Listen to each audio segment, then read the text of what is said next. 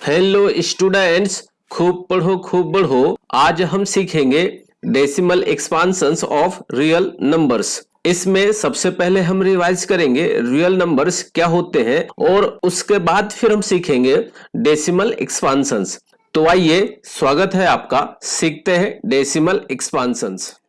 देखिए प्यारे बच्चों, हमने सीखा है रियल नंबर्स के बारे में कि real numbers are the collection of rational and irrational numbers. मतलब हमने अभी तक जितने भी नंबर्स सीखे हैं वो सारे रियल नंबर्स में आते हैं। जैसे हमने नेचुरल नंबर सीखा जो 1 से स्टार्ट होते हैं इन्फिनिटी तक जाते हैं, ये भी रियल नंबर्स है। होल नंबर्स भी रियल नंबर्स है, इंटीजर्स नंबर्स भी रियल नंबर्स है, एंड रेशनल नंबर्स भी रियल नंबर्स है, एंड इरेशनल नंबर्स भी रियल नंबर्स है। मतलब जितने भी नंबर्स हमने अभी तक सीखा है वो सारे नंबर्स रियल नंबर्स कहलाते हैं। अब हम सीखेंगे कि रियल नंबर्स का डेसिमल एक्सपांशंस कैसे करते हैं। मतलब ये जितने भी नंबर्स इस टाइप के लिखे गए हैं इनका जो है एज अ डेसिमल एक्सपांशंस किस तरह से होगा। तो आइए सबसे पहले हम देखते हैं कि डेसिमल होता क्या है। डेसिमल है क्या कि यह एक सिस्टम है जो काउंटिंग को इजी बनाता है। मतलब ऑब्जेक्ट्स को काउंट करने के लिए एक सिस्टम जो कैसा, डेसिमल सिस्टम। देखिए काउंटिंग की बात छोड़े हम, जब जीरो नहीं था तो लोगों को गिनती भी नहीं आती थी, मतलब काउंटिंग करना भी नहीं आता था। जब जीरो दिया मेरे भारत ने, भारत ने मेरे भारत ने, दुनिया को तब गिनती आए। तारों के भाषा भारत ने दुनिया को पहले सिखलाई। देता ना दशमलव भारत तो यूं चांद पे जाना मुश्किल था। धरती और चांद की दूरी का अंदाजा लगाना मुश्किल था।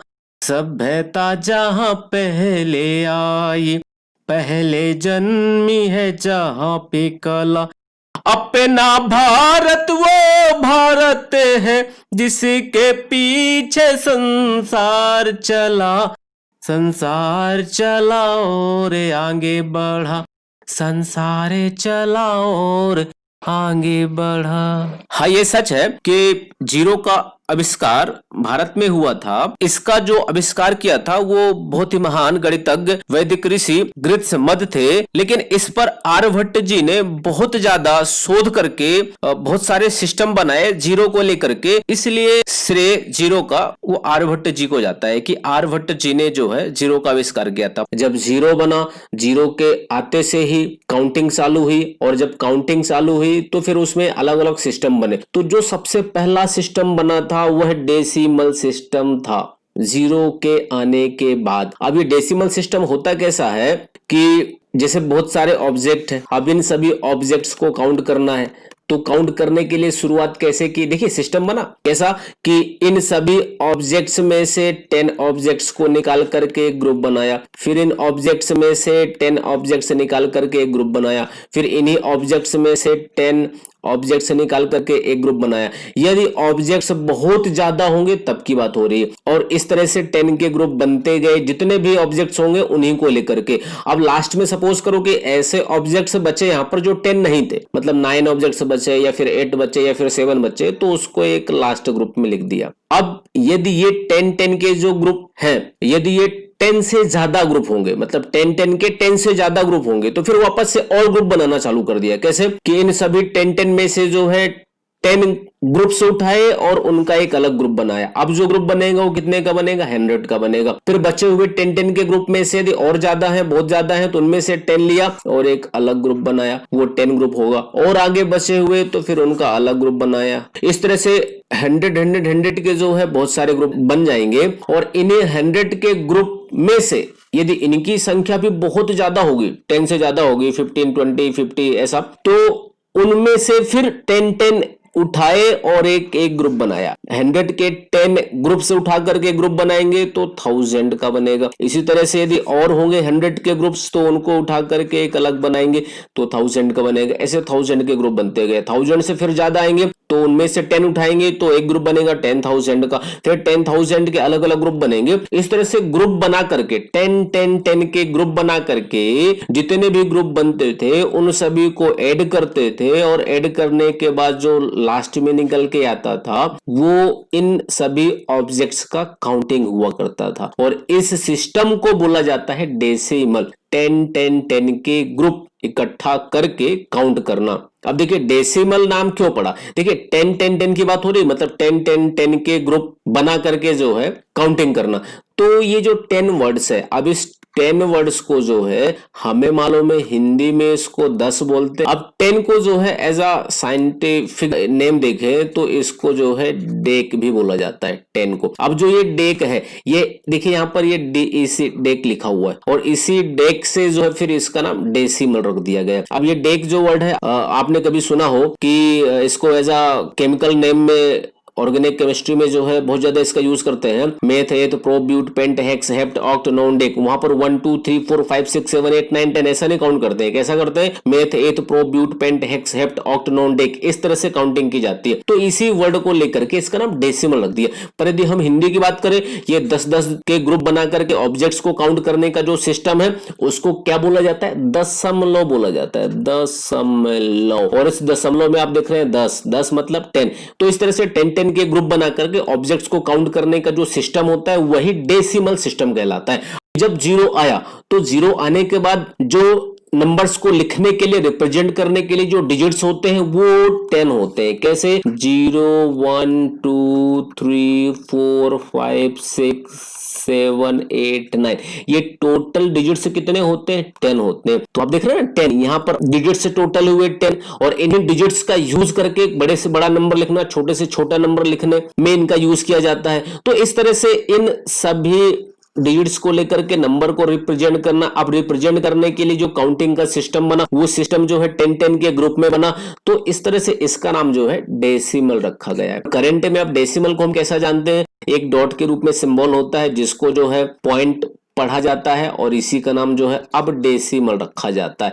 तो ये डेसिमल क्या रिप्रेजेंट कर रहा है? यहाँ पर काउंटिंग करने का एक सिस्टम। अब जो ये डॉट रहता है तो आप देखिए डॉट के इधर जो लिखे होते हैं नंबर्स वो एक कंप्लीट ऑब्जेक्ट्स को रिप्रेजेंट करता है और जो यहां पर लिखे जाते हैं वह उस ऑब्जेक्ट के पार्ट को रिप्रेजेंट करता है। अब देखिए यदि कोई सा नंबर ऐसे लिखा है 5246.36, तो यहाँ पर जो ये नंबर लिखा हुआ है इस नंबर में इधर का पार्ट जो है यह होल है और इधर का जो है यह उस होल ऑब्जेक्ट के पार्ट को रिप्रेजेंट करता है। यदि ये सपोज करो रुपीस होता तो ये कंप्लीट रुपए को रिप्रेजेंट कर रहा है और ये पैसे को रिप्रेजेंट करता।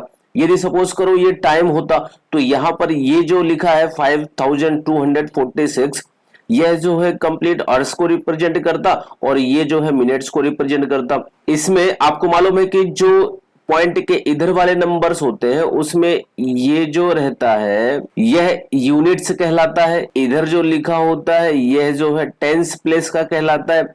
यहाँ पर जो है यह हंड्रेड्स प्लेस का कहलाता है और यहाँ पर जो यह है 1000 प्लेस का कहलाता है। और इधर जो नंबर स्टार्ट होते हैं ये 10th से चालू होते हैं, मतलब ये 10th प्लेस का है, 10th प्लेस का है और ये जो है 100th प्लेस का है। इसके बाद फिर 1000th प्लेस आएंगे।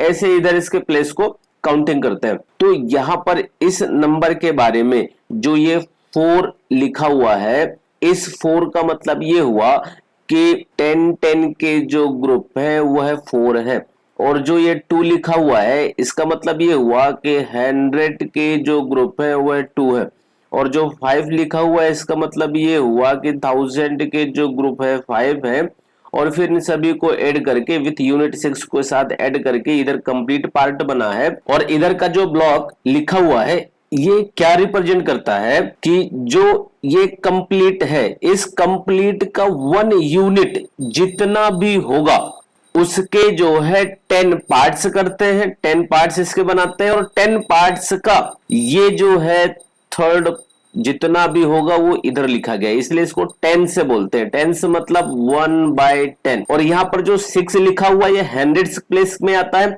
इसका मतलब इस कंप्लीट पार्ट्स के जो है 100 टुकड़े बनाएंगे और उसका जो पार्ट आएगा वो हंड्रेड्स में से जो है 6 पार्ट को यहाँ लिखा गया है। इस कंप्लीट पार्ट के टेंस में से थर्ड को यहाँ लिखा गया है। ऐसे समझिए कि जो ये नंबर्स है ये कोई से खाने वाले ऑब्जेक्ट्स के नंबर्स को रिप्रेजेंट कर रहा है, और वो ऑब्जेक्ट्स हम समझ रहे हैं कि ब्रेड है। मतलब हमारे पास ब्रेड कितने 5246.36। तो वो ब्रेड इस तरह से कैसे काउंट किए गए इसको देखते हैं। तो देखिए यहाँ पर ये जो रिप्रेजेंट है ये बहुत सारे ब्रेड है। अब इन ब्रेड में से हमें काउंट करना है कि 5246.36 ब्रेड कैसे और किस तरह से कितने होंगे। तो क्या किया कि ये जो कंप्लीट ब्रेड है इन कंप्लीट ब्रेड को उठा उठा करके इस तरह से 5246 ब्रेड को काउंट कर लेंगे, और जब ये 0.36 ब्रेड आएगा तो यहां पर ये क्या रिप्रेजेंट कर रहा है कि इस कंप्लीट ब्रेड्स में से एक ब्रेड लिया और उस ब्रेड के जो है 10 इक्वल पार्ट बनाए,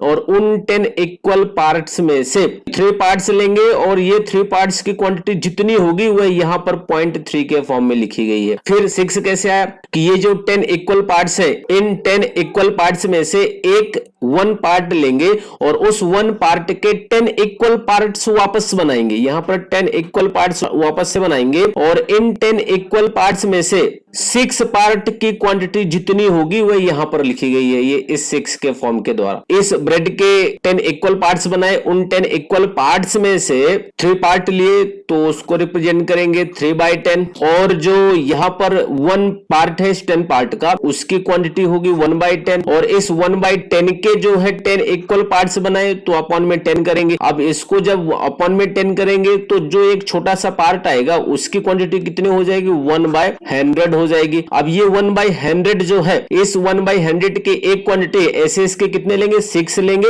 और 6 लेने के बाद ये बन जाएगा 6/100, और ये लिखा हुआ है इधर 6 के फॉर्म में पॉइंट के बाद। तो आप देख रहे हैं कि कंप्लीट नंबर्स को भी 10-10 के ग्रुप में बना करके नंबर लिखते हैं, और जो कंप्लीट का जो पार्ट ऑब्जेक्ट होता है उस पार्ट ऑब्जेक्ट को भी 10-10 पार्ट बना करके उसकी काउंटिंग की गई है। तो इस तरह से इसका नंबर हुआ। अब हमें सीखना है decimal expansion of real numbers. मतलब हमारे पास यदि रियल नंबर्स होंगे तो उनका डेसिमल एक्सपांशन कैसा होगा। तो देखिए रियल नंबर्स जो रहते हैं हमारे पास उसमें से कुछ नंबर कैसे होते हैं कि जो कंप्लीट होते हैं और कुछ रहते हैं डिवाइड के फॉर्म में। तो जो number as a numerator and denominator से मिलकर के बने होते हैं लाइक दिस, जैसे 2/3 है, 5/7 है, 9/5 है और 11/2 है। तो जब इन नंबर्स का डेसिमल एक्सपांशन करते हैं या फिर जो नंबर एज अ रूट के फॉर्म में होंगे तो इनका जब डेसिमल एक्सपांशन करते हैं तो दोनों को डेसिमल एक्सपांशन करने के लिए मेथड अपनाई जाती है लॉन्ग डिवीजन मेथड। तो जो इनका डिवीजन करने के बाद डेसिमल एक्सपांशन आता है तो उसमें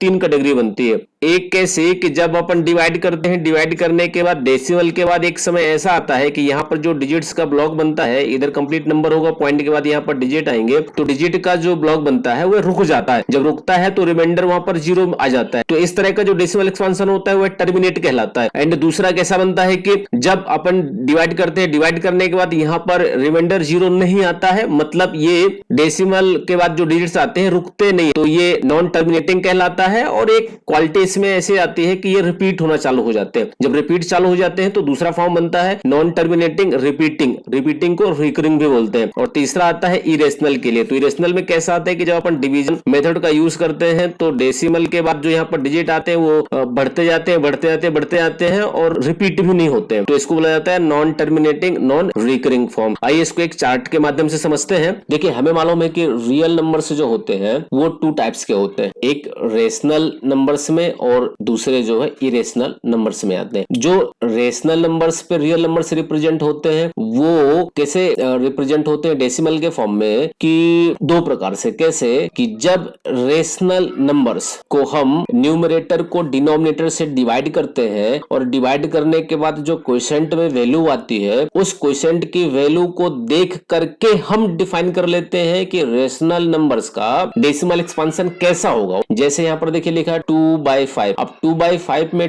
2 न्यूमरेटर को 5 डिनोमिनेटर से डिवाइड किया, डिवाइड करने के बाद क्या आया 0.4। 2 को डिवाइड किया 5 से और डिवाइड करने पर इधर देखिए 0 पॉइंट लगाया, इधर 0 बढ़ जाएगा और 4 टाइम्स आएगा 20 आएगा, रिमाइंडर कितना है 0, मतलब रिमाइंडर रुक गया, खत्म हो गया, आगे नहीं बढ़ना हमें और क्वोशिएंट की वैल्यू फिक्स हो गई। तो इस तरह का जो क्वोशिएंट आता है या फिर जब रेशनल नंबर्स में न्यूमरेटर को डिनोमिनेटर से डिवाइड करते हैं, डिवाइड करने के बाद रिमाइंडर 0 आ जाता है, तो इस तरह का जो डेसिमल एक्सपांशन होता है उसको बोला जाता है टर्मिनेटिंग। और जब रेशनल नंबर्स में हम न्यूमरेटर को डिनोमिनेटर से डिवाइड करें, डिवाइड करने के बाद रिमाइंडर जो है वह 0 नहीं आए और जो क्वोशिएंट पे वैल्यू आए वो कैसी हो कि रुके नहीं, आगे बढ़ती जाए बढ़ती जाए बढ़ती जाए। और बढ़ने के साथ साथ इसमें एक प्रॉपर्टी आ जाती है कि जो डिजिट्स क्वोशिएंट में आते हैं वो रिपीट होना चालू हो जाते हैं, बार बार आना चालू हो जाते हैं। जैसे आप देख रहे हैं कि 5/3 में 5 को जब 3 से डिवाइड करेंगे तो 1 पॉइंट में 6 ऐसे आएगा, 6 मतलब बढ़ता जाएगा। तो इस तरह का जो फॉर्म होता है रेशनल नंबर्स का वह डेसिमल का नॉन टर्मिनेटिंग रिकरिंग फॉर्म कहलाता है। नॉन टर्मिनेटिंग रिकरिंग को नॉन टर्मिनेटिंग रिपीटिंग भी बोलते हैं। इस रिकरिंग वर्ड्स को जो है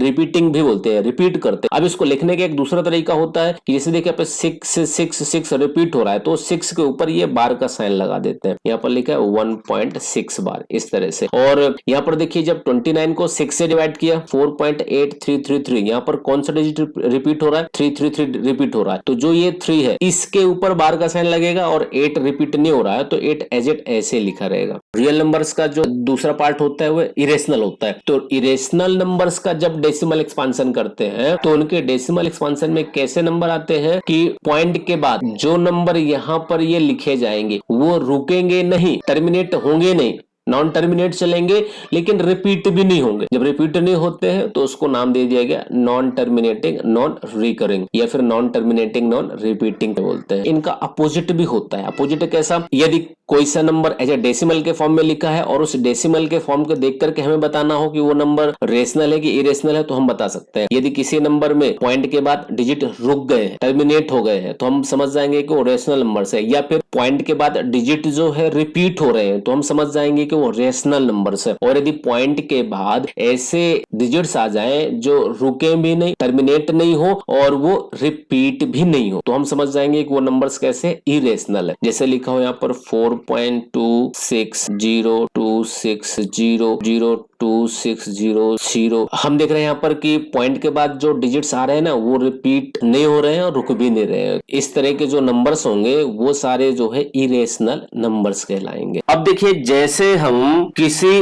डेसिमल नंबर्स को देख करके बता सकते हैं कि वो नंबर रेशनल होगा कि इरेशनल होगा, ठीक उसी तरह से हम जो है किसी रियल नंबर्स को देख करके बता सकते हैं कि उसका एक्सपांशन जो है टर्मिनेटिंग होगा कि नॉन टर्मिनेटिंग रिकरिंग होगा कि नॉन टर्मिनेटिंग नॉन रिकरिंग होगा। कैसे, हमें मालूम है कि रियल नंबर्स में जो होल नंबर्स है, इंटीजर्स नंबर है, उनको डेसिमल के फॉर्म में नहीं लिखते हैं क्योंकि वो एक कंप्लीट नंबर होता है, वो किसी फ्रैक्शन को रिप्रेजेंट नहीं करते हैं। इसलिए जैसे हम लिखे 2, अब 2 के बाद यहाँ पर पॉइंट लगा के यहाँ क्या आएगा, कोई से भी पार्ट नहीं बन रहे जब, तो यहाँ पर उसके पार्ट में 000 लिख देते हैं। कितने 0, अब ये देखिए हमारी मर्जी पर है, आप कितने भी 0 लिखते जाओ कोई फर्क नहीं पड़ने वाला है इसमें। तो ये 2.000 डेसिमल के फॉर्म में ना लिख करके इसको ऐसे ही लिखते हैं। तो ये सारे नंबर कभी इस तरह से लिखे हो कि पॉइंट के बाद सारे 0 आ जाए या फिर पॉइंट के बाद 0 के ऊपर बार का साइन लग जाए, मतलब 0 रिपीट हो रहा है, तो ये फालतू की बातें हैं जो किसी सेंस को रिप्रेजेंट नहीं करते हैं। इसलिए इनको जो है ऐसे लिखा जाता है जैसे ये 2 लिखा हुआ है यहाँ पर, या फिर 5 कोई कंप्लीट नंबर होता। तो इस तरह से रियल नंबर्स में जो नंबर्स रेशनल नंबर्स के पहले पहले आते हैं, natural numbers, whole numbers, integers number, उन सभी नंबर्स को हम ऐसे कंप्लीट के फॉर्म में लिखते हैं। लेकिन जैसे रियल नंबर्स रेशनल में आ जाते हैं तो रेशनल नंबर्स को देख करके बता सकते हैं कि उसका डेसिमल एक्सपांशन टर्मिनेटिंग होगा या फिर नॉन टर्मिनेटिंग रिकरिंग होगा। अब यदि rational numbers p by Q के फॉर्म में हो और यहाँ पर जो q की वैल्यू है यह 0 नहीं हो तभी रेशनल नंबर डिफाइन होगा, और q की वैल्यू जो है 1 भी नहीं हो, तब की कंडीशन में हम देख करके बता सकते हैं कि इसका डेसिमल एक्सपांशन टर्मिनेटिंग होगा कि नॉन टर्मिनेटिंग होगा। तो देखने का तरीका क्या है कि केवल आपको डिनोमिनेटर की वैल्यू देखना है। देखिए न्यूमरेटर में क्या लिखे इससे कोई फर्क नहीं पड़ता है, केवल हमें देखना है डिनोमिनेटर की वैल्यू। इस q की वैल्यू देखना है और इस q की वैल्यू के प्राइम फैक्टर निकालना है, और प्राइम फैक्टर में यदि 2 एंड 5 के अलावा कोई सा भी नंबर नहीं आए, मतलब इस डिनोमिनेटर के फैक्टर्स में केवल 2 दिखे हमें या फिर 5 दिखे या फिर 2 और 5 का मिक्सअप कोई सा भी दिख जाए, इसके अलावा और कोई सा भी नंबर नहीं आए, तो इस रेशनल नंबर्स का जो डेसिमल एक्सपांशन होगा वह टर्मिनेटिंग होगा। और यदि नंबर्स के डिनोमिनेटर में इस क्यू को देखें और इसके फैक्टर निकालें, फैक्टर में इस 2 एंड 5 के अलावा और कोई सा प्राइम फैक्टर आ जाए, 3 आ जाए, 7 आ जाए, 11 आ जाए, तो इस रेशनल नंबर्स का decimal expansion non terminating recurring होगा। इस बात को याद रखना, केवल डिनोमिनेटर देखना है और उसको देख करके हम बता सकते हैं इसका डेसिमल एक्सपांशन कैसा होगा। और यदि नंबर्स इरेशनल होंगे तो इरेशनल नंबर्स का डेसिमल एक्सपांशन जो नंबर रूट के दिखेंगे, इस रूट के नंबर का जब डेसिमल एक्सपांशन बताना होगा कि इसका डेसिमल एक्सपांशन कैसा आएगा, तो नॉन टर्मिनेटिंग नॉन रिकरिंग होगा। सारे इरेशनल नंबर्स का decimal expansion non terminating non recurring होता है। √2 का decimal expansion non terminating non recurring होगा, √3 का decimal expansion non terminating non recurring होगा। तो इस तरह से जितने भी इरेशनल नंबर्स होते हैं उन सभी नंबर्स का decimal expansion non terminating non recurring होता है। आज के लिए बस इतना ही। Thank you.